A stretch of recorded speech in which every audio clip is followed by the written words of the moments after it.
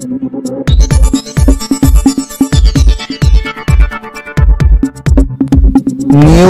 Forward काम करतोय मित्र।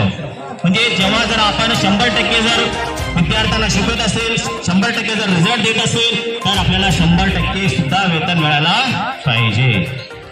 त्यासाठी आपलं म्हणजे अतिशय आपली साधी अशी मागणी आहे। म्हणून या मागणीसाठी आपण सर्वजण या ठिकाणी बसलेलो आहोत आणि निश्चितच आजचा जो दिवस आहे तर आपल्यासाठी अतिशय चांगला असावं हे ईश्वरकडे प्रार्थना सुद्धा आहे। आणि अवंतर पुन्हा सांगतोय मी सर, आपण जे ग्रुपमध्ये इकडे जर फिरत असेल, ग्रुपला जर सावलीमधून जर बसत असेल, ते सुद्धा आपण थोडासा थांबूया आणि फक्त आपल्या बॅनर समोरच आज आपल्याला काय करायचं आहे, बसायचं आहे। कोणी बोलत असेल कोणाला मत व्यक्त करायचं आहे?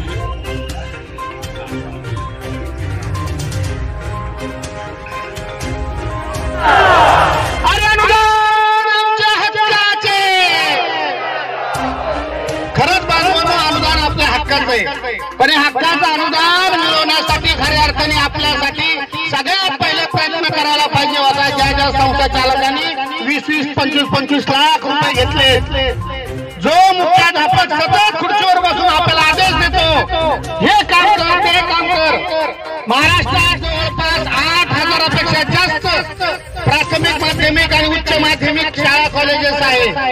मग ह्या मुख्याध्यापकांना मला सांगायचंय, अरे तुम्ही जर 8,000 इथं आले असते तर आम्ही तिथे शाळेमध्ये मुलांना शिकत बसलो असतो।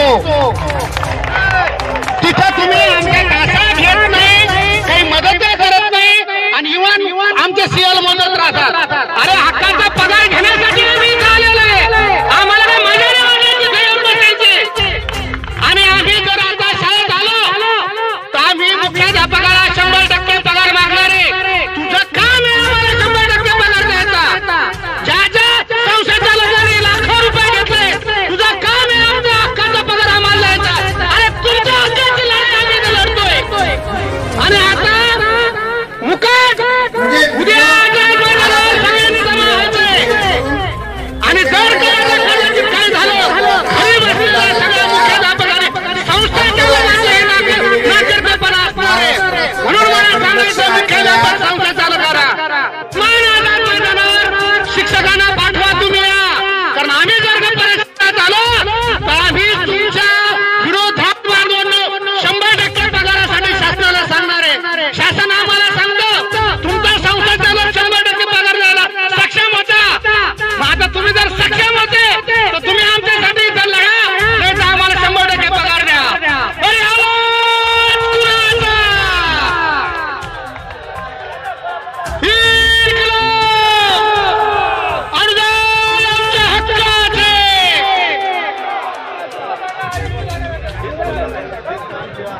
करो आता मी बोलते।